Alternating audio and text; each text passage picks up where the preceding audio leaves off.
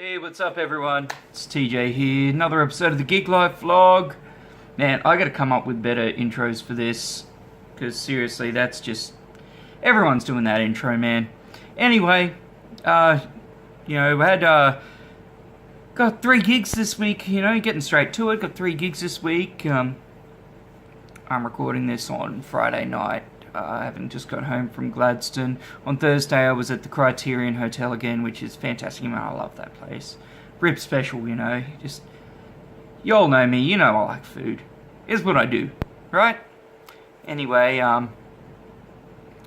but tonight I played down in Gladstone, and I had an experience that I've never had before.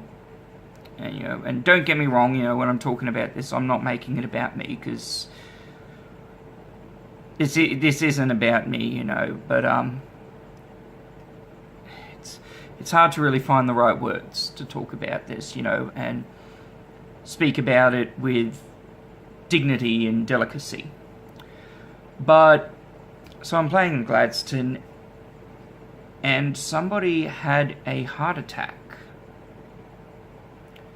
while I was playing, and I don't know who they were. They were just somebody who was at the venue, and I thought that someone had just dropped something and everyone was looking for it on the ground. I didn't really have a good view of where it was. It was a few kind of tables away from the stage, and I had some rather large people with their backs to me in between. And, so it was... I didn't realise it was something serious until the ambulance rocked up. And now, in saying that, to the best of my knowledge, everything was fine, she was able to... the lady was able to move under her own power before being carted off on the stretcher, which is great. It's great to see. They're not a family member of mine or a friend of mine, so I don't really have a right to go and find out what happened or get any updates on it. So please don't ask. We're just all hoping that she's all right. It seemed that in the end that she was able to move under her own power a bit before she left with the ambulance, so that's a really good sign. But it was definitely a different experience and something I wasn't expecting. And to tell the truth, I didn't really know how to handle it. Which, that's a different situation to, I've been in the position where things have happened around me and I've been first responder, and I know what to do then. But looking at it from somebody who's providing entertainment in the venue, it was a very weird experience and a very different one, and thought-provoking for me, obviously. And like I said, this isn't about me. Somebody's hurt, someone's seriously hurt. I'm not gonna make it about me. But, anyway, so that's happened. It was something that was totally unexpected and something that really surprised me. I'm still kind of processing it a little bit. In the end, when the ambulance came, I kind of called over one of the staff members and asked them what they wanted me to do. I was one of the managers, did they want me to continue to perform? Because it's not like the case of, if you're at a Foo Fighters show and somebody has a heart attack, everything stops because otherwise someone's going to get, that person's going to get crushed in the mosh pit. It's not like that when you're at a pub. But, so anyway, I just followed the instructions, which was to kind of finish up, take a break until the ambulance was gone and everything was settled. But it did put a damper on the end of the night, and no matter how good a musician you are, in that sort of venue, with those circumstances, you're not really going to be able to pull too much back. So, you know, it kind of killed the crowd, kind of killed the vibe. You know, you try your best to push through it and get things fresh and happening again and fun, but it's a little bit hard. Anyway, so tomorrow I got my third gig of the week. I'm at the Heritage Hotel in Rockhampton, which, you know, I love the Heritage. And some good friends of mine are running it, Matto and Liz. I played for them in various venues across Queensland for the last 10 years. And, but before that, I'm hitting up the second part of my 2 New Challenge.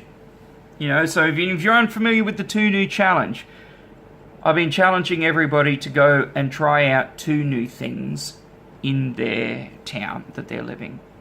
You know, because I got sick of hearing everybody go, oh, Rockhampton's a shithole, nothing to do here, Rockhampton's fucking sucks, it's shit, when there's so many good things going on.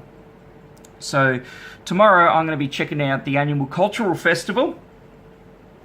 It's going to be the second new thing in this area for my August challenge. And I'm really looking forward to it. You know, regardless of it being an anime trope. You know, if you can't tell, I watch a lot of anime. I really enjoy it. You know, I've always boasted being the proudest fucking nerd you know. But, you know, so I'm kind of really keen to check it out. And, you know, the foodie in me is just super excited. Because I love foreign food, especially Asian foods. And I'm really hoping that there's going to be some... Yeah, I'm really hoping there's going to be some Korean food, because I've only ever had that once. And I'm hoping there's going to be some Japanese food, because I haven't had a lot of Japanese food, because I don't eat seafood. But, you know, so, anyway, I'll probably take some footage tomorrow, so if I do, expect some to come in right about now. So, I'm here at the Rockhampton Cultural Festival. It's absolutely awesome. There's so much brilliant food from like all around the world, which is a big part of why I'm here. But the reason I came here with my buddy Brandon is that we're doing the 2 New Challenge. You know, this is the second one for this month for me. You know, the first one was checking out the Singing Ship down in Emu Park. But I've got me some Korean food. I haven't tried the spicy chicken yet. Hey, eyes on here. Camera on here. Not on me. Are you following me, camera guy? I've always wanted to say that. But I haven't tried the spicy chicken yet. Brendan's giving me a piece of his, so I'm going to give that a crack. We have to grab it. So whom do we call? We call Rose Wadley. Oh wow. That's brilliant.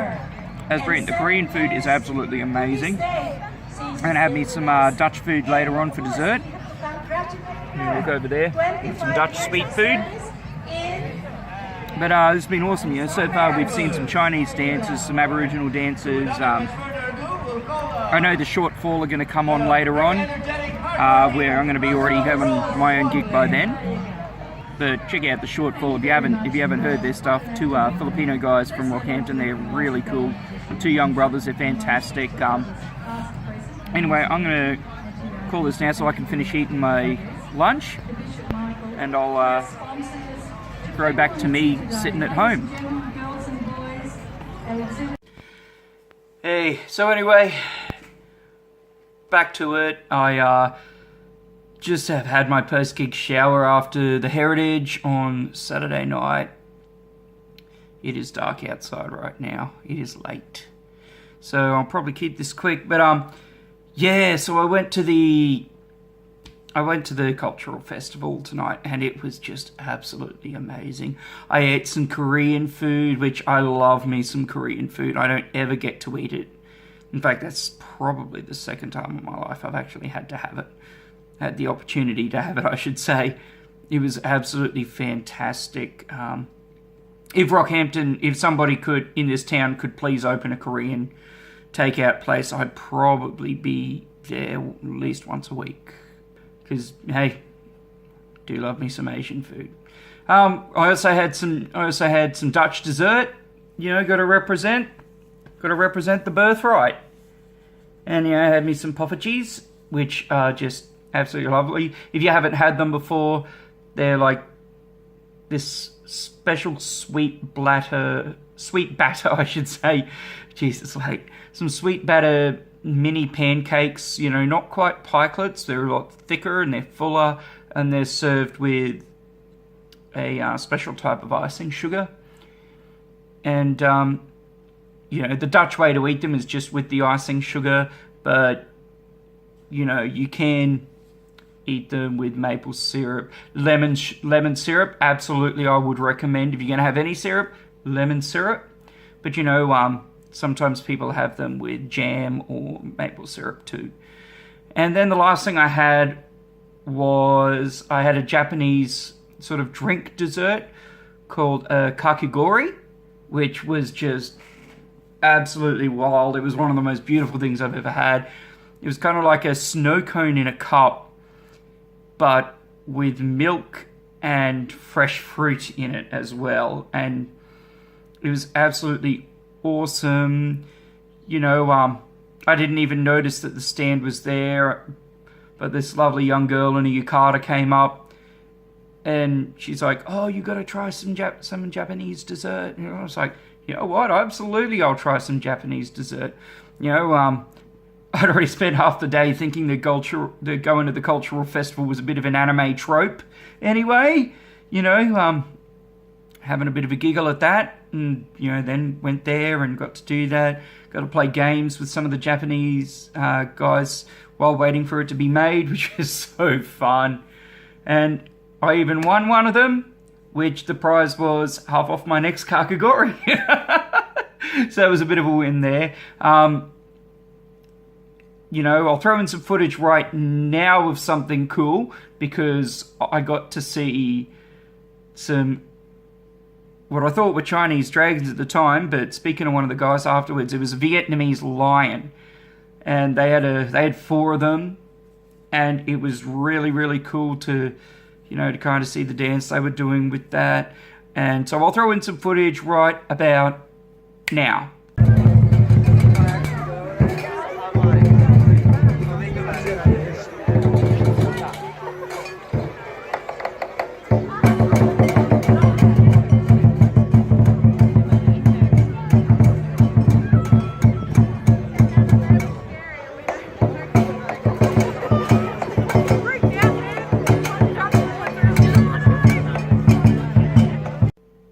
So what'd you think?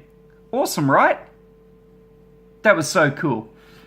I'm sorry I didn't really get the best of views, because it was actually quite packed. And that was one thing that was really cool to see with the cultural festival, is I went there with my friend Brendan, and we both kind of thought that this is Rockhampton. It's like right at the start of the afternoon. So when they just opened at about 4 o'clock.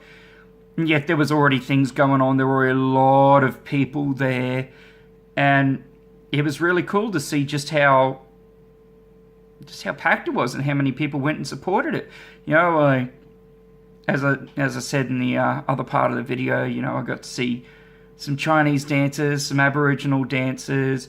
Got to see the guys from the Shortfall, the 2 Filipino brothers. You know, amazing band. Check out their original stuff. It's really cool. Anyway, I should probably get on with this, because I want to go to friggin' bed. It's been a long day and I'm ready to get some sleep. But yeah, album recommendation of the week. We're going to go with another throwback, because I love me some 90s. And I've been listening to this record a lot this last weekend. And it is Body Jar. How It Works. You know, that record was brilliant. It had a couple of really cool singles on it. You know, my favourite song on it was Fall to the Ground, which for me is one of the most catchy Australian songs that has ever been written. You might know Not the Same from its inclusion on, I think it was Tony Hawk 3. It was number 3 that it was on. You know, the one where you're skating around that big cruise liner. It's it's absolute hell of a song. Hell of a record. I'd really recommend checking it out if you like that sort of 90s pop punk sort of sound, but with a little bit more of a songwriting edge to it. That was one of the things that really always blew me away with Body Jar, is where everyone else was just writing everything with 1-4-5 and that's about it. Body Jar were going all over the place. They were, they were doing weird bar groupings. They were doing interesting chord progressions. I would highly recommend it. It's a brilliant piece of Australian music history that seems to be getting forgotten a little bit these days, unfortunately. But anyway, so it's now the end of August. By the time you see this, it's going to be the 30th of August. So that's the end of the 2 New Challenge for August. I want to keep recommending people, continue it on. Keep checking out the new shit in your town. Keep supporting the stuff that you haven't seen before. Go and try it out, because you never go if you never go, as old Daryl Summers said. But it's over now, so I want to hear what you've seen in August. I want to hear what you've checked out. I want to hear the experiences you had. If they're good, if they're bad, if they're shitty, if they're great. Did you find something new that you loved? Did you find something that made you go, I never want to come back to this place again? I want to hear it. So send me a message. Hit me up on YouTube. Hit me up in the Facebook comments. You know where I am. Hit me up on Twitter. And anyway, this has been a long enough episode as it is. So thank you everyone who stuck with me for this long today. As a bit of a notice, we're coming to the end of season 1 of the Saturday morning music videos. The response I've gotten so far has been great. And you would have seen last week I threw an original in there, a song that's going to be on the new record when that happens. At this point, I'm thinking I may have to start a GoFundMe or a Patreon. Who knows? But, there's going to be a week or two's break while I retool and come in with some different ideas for it. I've got to record a bunch more stuff. I've already got ideas for what's going to come. But this week and coming is going to be the last week of season 1. So I hope you guys enjoy it. And thank you for everybody who's watched it. Especially thank you for everybody who's liked and shared and commented. That stuff really means the world to me. It really does. And I really want you guys to know that. Really. Really, really. But anyway, this is me done for tonight. And, the vlog's going to continue. It's not stopping. The Saturday morning music, it's not stopping. There's going to be a season 2. Absolutely. Consider this the grand announcement right now. There is going to be a season 2. Absolutely. It's just I'm going to give it a few weeks while I record some more material. And while we get ready. While I retool and come up with new ideas for it to make it better. In saying that, I want to hear what you guys have to say. What can I do to make it better? Anyway, thank you so much for joining me tonight. I'm going to have something to eat. I'm going to have a Pimm's. And then I'm going to bed. Good night all.